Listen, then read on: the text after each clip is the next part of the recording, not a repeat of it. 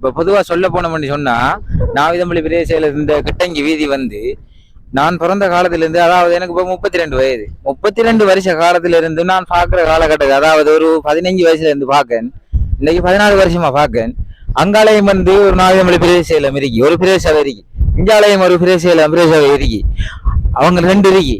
அப்ப இப்படி இருக்கிற காலகட்டத்துல வந்து இந்த ரோட்டை வந்து ஒரு புனர்நிர்மாணம் செய்யாம இன்றைக்கு வரைக்கும் அங்கால வீட்டுல இருந்து வர பிள்ளைகள் நம்ம பிள்ளைகள் வருதோ வரலையே உண்டாம இந்தியாவில இருந்து போற பிள்ளைகள் வருதோ வரலன்றதுக்கும் காரணம் என்ன? அதாவது இன்றைக்கு ஒரு போட் பண்ட் ஓடிக்கொண்டிருக்கு, 6 பேரை மட்டும் ஏத்துறாங்க. கேட்டா சொல்றாங்க அந்த இன்ஜின் வேகம் வந்து 40 ஆண்டு, ஒரு 60% ஒரு இன்ஜின், ஒரு 80% இன்ஜின் வந்து அரசாங்கத்தால கொடுக்கலாதா? நல்ல அரசாங்கம் தானே, அனுபவமான அரசாங்கம் தானே இந்த ஆட்சி செய்யுது. அப்படி ஆட்சி செய்யும் போதும் ஏன் இப்படியான காலகட்டம் நடக்குது? இப்ப சுத்தி வளைச்சு எடுத்து பாருங்க, எத்தனை பேருக்கு இங்க பாருங்க, இப்படியே சுத்தி எடுங்க, எத்தனை பேருக்கு இன்றைக்கு வரைக்கும் இந்த செனக்குழு மக்கள் வந்து இவ்வளவு சாப்பாடு சாமான் கொடுத்து கொண்டு இதுவரைக்கும் நடக்காத காலகட்டங்கள் இப்படி நடந்து கொண்டிருக்கு. அப்ப இதனால என்ன செய்யணும்னு சொன்னா, சம்பந்தப்பட்ட அதிகாரிகள் வந்து இதுக்கு சரியானதா நடக்கணும். நேற்று பாத்தீங்கன்னு சொன்னா அந்த மாவடிப்பள்ளி அவங்க அந்த இதுல வந்து ஒரு டெக்டை ஃப்ரெண்டு, அதுல 12 பேர் மாணவர், ஸ்கூல் மாணவர், 7 அடிப்பட்டு வந்தவங்க 12 பேர் போனாங்க. அதுல 6 பேரு உயிரோட திரும்பினாங்க. 6 பேர் உயிரோட இன்னும் திரும்பவே இல்லை. அதுல 4 பேர் எடுத்துட்டாங்க, இன்னும் 2 பேர் தேடிக்கொண்டு இருக்காங்க. இதுக்கெல்லாம் காரணம் யாரு? சம்பந்தப்பட்ட அரசியல்வாதிகள் தான். அவங்க எல்லாம் சரியான முறையில வந்து சரியான தீர்ப்பு சொல்லணும். இன்றைக்கு வரைக்கும் பாருங்க, ஒரு மதிய சாப்பாடு, ஒரு வேளை சாப்பாடு இல்லாம மக்கள் எவ்வளவு தெந்தளிச்சு கொண்டிருக்காங்க. இதுக்கெல்லாம் 6 முடிவு சொல்லணும். சரியான முறையில சரியான அரசாங்கம் வந்து சரியான ஒரு முடிவை சொல்லணும் என்று கூறிக்கொண்டு விடைபெறுகிறேன். நன்றி.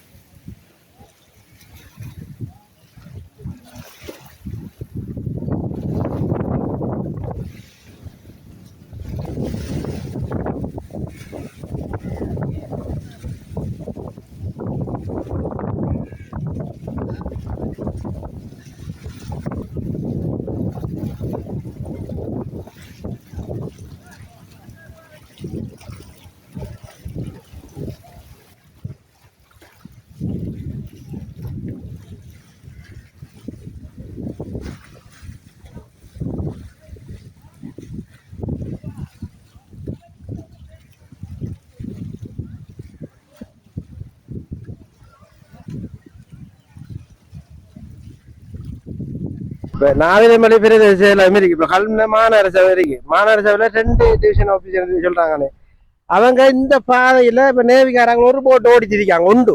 அதுல 4 பேரை ஏற்றிடுறாங்க இருக்கிறாங்க. இப்ப இவங்க நினைச்சா ஒரு போட் சரி போட் எடுத்து ஓடலாம் தானே. அவங்க ஒரு தருமே வரலையே. இப்ப இங்க பாருங்க எவ்வளவு பேர் நிக்கிறாங்கன்னு பாருங்க, நீங்க உங்களுக்கு தெரியும் தானே. இப்ப லாமனை சரி இல்லையா, வயருக்கு சரி போட் எடுத்து ஓடலாம் தானே. அவங்க அப்படி செய்யலையே. இந்த காலையில வந்தாங்க, நேற்று வந்தாங்க, எல்லாம் நிக்காங்க.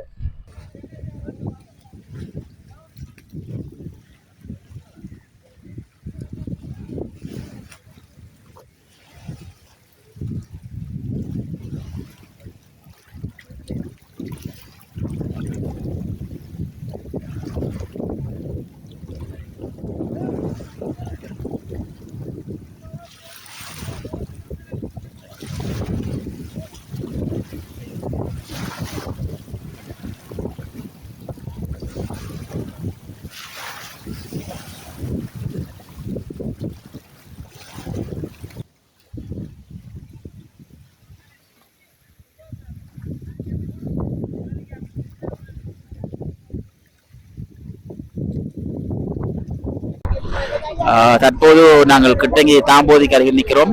தற்போதைய நிலைமை தொடர்பாக கல்முனை வடக்கு பிரதேச செயலாளர் TJ அதிசயராஜ் அவர்கள் தங்கள் கருத்துக்களை பகிர்வார்கள்.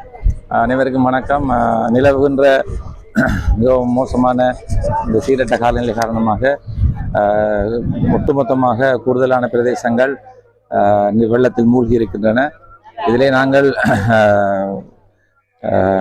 நிவாரண பணிகளை நேற்றிலிருந்து முடியுமான அளவில் நாங்கள் முன்னெடுத்து வருகின்றோம். குறிப்பாக 4 முகாம்கள் அமைக்கப்பட்டிருக்கின்றன.